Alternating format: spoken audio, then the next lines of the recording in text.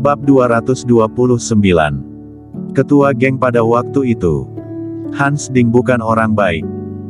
Dia dulunya sangat suka melakukan penindasan, banyak teman sekelasnya telah ditindas olehnya, tetapi sekarang dia telah dipukuli dan banyak orang bertepuk tangan atas kepergiannya. Kingston Jiang memainkan Plants vs Zombies sendirian. Seseorang datang untuk menyapanya. Dia hanya tersenyum tipis, kemudian melanjutkan permainannya. Kingston Jiang. Suara yang enak didengar terdengar. Kingston Jiang mendongak. Seorang wanita berdiri di depannya. Wanita itu terlihat berusia kisaran 27 atau 28 tahun. Dia mengenakan gaun putih dan memiliki rambut hitam panjang, berkulit putih, penampilan murni. Kingston Jiang mengerutkan kening. Siskadu. Hah? Siskadu tercengang sejenak. Apakah kamu mengenal aku? Kingston Jiang tersenyum tipis dan bertanya, kenapa? Ada urusan apa? Siskadu duduk di seberang Kingston Jiang, tersenyum dan berkata, tidak ada apa-apa, hanya karena namamu Kingston Jiang, jadi aku datang untuk duduk. Oh. Kingston Jiang beroh ria dan tidak mengatakan apa-apa. Siskadu memandang Kingston Jiang. Dia tahu bahwa Kingston Jiang ini bukanlah Kingston Jiang yang itu. Hanya nama yang sama. Hanya saja dia memiliki perasaan baik yang tidak dapat dijelaskan untuk nama ini, yang telah menyebabkan riak di hatinya. Ditatap oleh seorang wanita yang cantik, Kingston Jiang juga merasa tidak nyaman dan tidak bisa bermain dengan tenang. Dia mengangkat ponsel telepon dan bertanya dengan datar, jika ada urusan, katakanlah. Siskadu tersenyum, tidak ada apa-apa, benar-benar tidak ada apa-apa. Apakah tidak boleh bila aku duduk di sini? Boleh, bagaimana mungkin tidak boleh? Kingston Jiang mengabaikannya dan bangkit untuk pergi. Hei tunggu. Kingston Jiang memandangnya. Lupakan saja, tidak ada apa-apa. Siskadu ingin mengobrol dengan Kingston Jiang, tetapi Kingston Jiang ini bukan Kingston Jiang yang itu, jadi sepertinya tidak perlu. Tidak jauh, Klu Tang dan Kintia Su, serta beberapa orang sukses di kelas berkumpul. Mereka yang bisa berkumpul dengan Kintia Su bukanlah orang biasa, mereka semua adalah orang sukses, tapi pikiran Klu Tang selalu berada di tubuh Kingston Jiang. Kingston Jiang telah duduk sendirian untuk waktu yang lama. Dia khawatir membawa Kingston Jiang akan tidak senang karena mengabaikannya setelah membawanya keluar. Melihat seorang wanita cantik yang sedang berbicara dengannya, dia pun merasa lega. Ketika ada wanita cantik yang berbicara dengannya, Kingston Jiang pasti tidak akan merasa bosan dan dia akan merasa lebih lega. Jika tidak, hatinya akan merasa tidak nyaman karena melihat Kingston Jiang sendirian dan kesepian. Dan Kingston Jiang melihat ekspresi Siskadu, dia pun duduk lagi.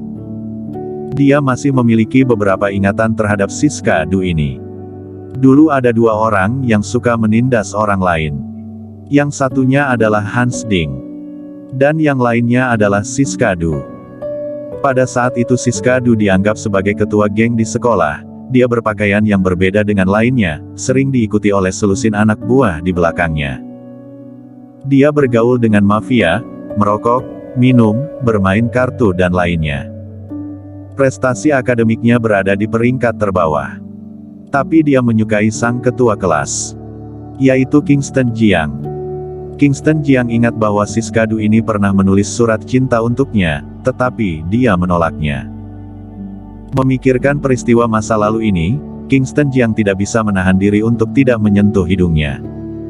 Ini semua patut diingat.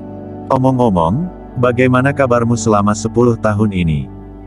Melihat teman-teman sekelasnya juga membangkitkan ingatan Kingston Jiang dan dia tidak bisa menahan diri untuk bertanya. Aku. Siskadu terkejut sejenak dan segera berkata, saat itu aku menulis surat cinta kepada ketua kelas Jiang, tetapi ditolak. Ketua kelas Jiang mengatakan bahwa jika ingin mengejarnya, aku harus terlebih dahulu melampaui dia di bidang prestasi. Tapi pada ujian kelulusan pada waktu itu, aku hanya mendapatkan nilai 100. Siskadu tidak tahu mengapa dia ingin memberitahu Kingston Jiang tentang hal ini. Hanya saja hal-hal ini sudah terlalu lama berada di hatinya, dia ingin mencari seseorang untuk mendengar keluh kesahnya.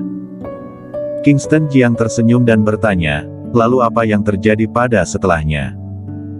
Siskadu menghela nafas, aku tidak tahu. Ketua kelas Jiang menghilang. Kemudian aku mengetahui bahwa sesuatu terjadi pada keluarganya. Lalu pada tahun berikutnya, aku mengulangi studiku dan mengingat ajaran ketua kelas. Aku pun mulai belajar dengan sungguh-sungguh, lalu pada tahun kedua, aku berhasil diterima di Universitas Dacia. Kingston Jiang sedikit terkejut. Dia tidak menyangka bahwa ketua geng yang dulu itu ketika belajar dengan sungguh-sungguh, akan dapat diterima di akademi terbagus di negara Dacia. Bagus sekali. Kingston Jiang memuji Siskadu. Terima kasih. Siskadu tersenyum. Keduanya mengobrol bersama. Pada saat ini, seseorang berjalan ke sisi Klutang dan bercanda, "Klu, suamimu sudah tergoda oleh wanita yang bernama Siskadu. 10 tahun yang lalu, dia adalah seorang ketua geng yang selalu merayu pria. Sekarang setelah melihat suamimu ahli dalam bertarung, dia pun pergi menggodanya. Jadi kamu harus berhati-hati." Klutang terkekeh dan berkata, "Ini adalah reuni teman sekelas, jadi pasti akan ada terjadinya perbincangan santai, tidak apa-apa." Dia percaya pada Kingston Jiang. "Klu, kamu sangat murah hati. Klu, beritahu kami tentang suami sampahmu. Kamu sangat cantik. Keluarga Tang sendiri juga keluarga besar, jadi mengapa harus merekrut menantu?" Sekelompok teman sekelas mulai bergosip.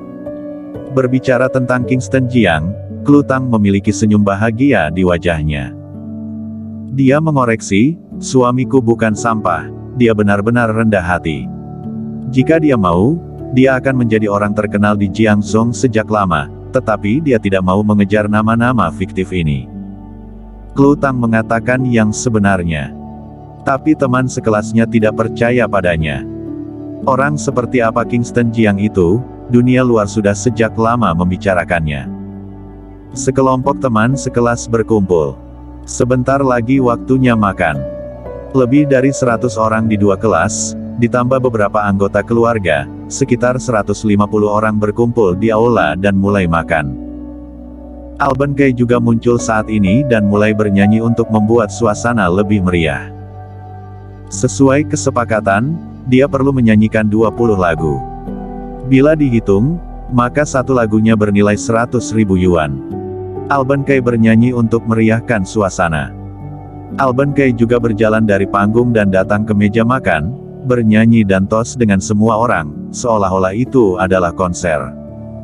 Alban Kai datang ke meja Nicolin.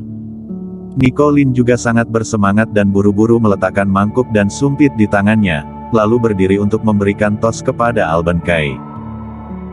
Tapi dia belum pernah melihat pemandangan seperti itu, jadi dia sedikit bersemangat dan mangkuk yang dipenuhi sup langsung jatuh dan Alban Kai terciprat minyak dan air. Nyanyian tiba-tiba berhenti pada saat ini. Wajah tampan Alban Kai menjadi gelap. Dia adalah orang yang sangat peduli akan kebersihan dan dia juga tidak menyukai beberapa penggemar yang miskin. Sekarang pakaiannya sudah kotor dan dia menatap Nicolin dengan dingin. Nicolin panik dan terus-menerus meminta maaf, maaf.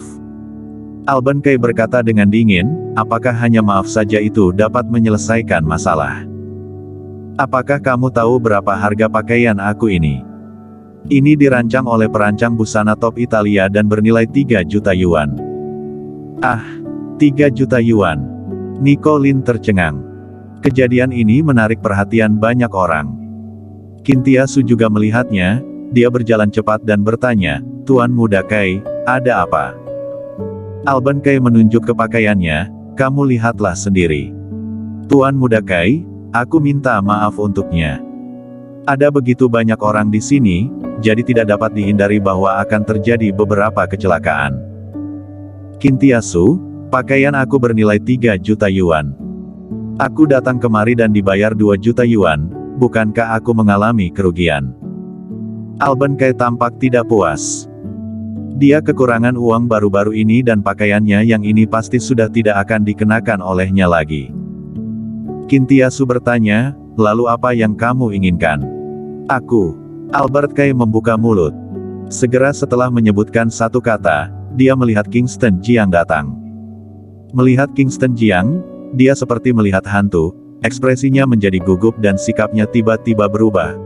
Komisaris, mengapa kamu bisa ada di sini? Kingston Jiang meliriknya, lalu melirik ke arah Nicolin dan berkata dengan datar, cukup fokus pada nyanyianmu, jangan membuat masalah. Baik. Alban Kay tidak berani menolak. Banyak pasang mata yang tertuju pada Kingston Jiang. Kintiasu juga menatapnya dengan sedikit mengernyit. Komisaris. Komisaris apanya? Bersambung.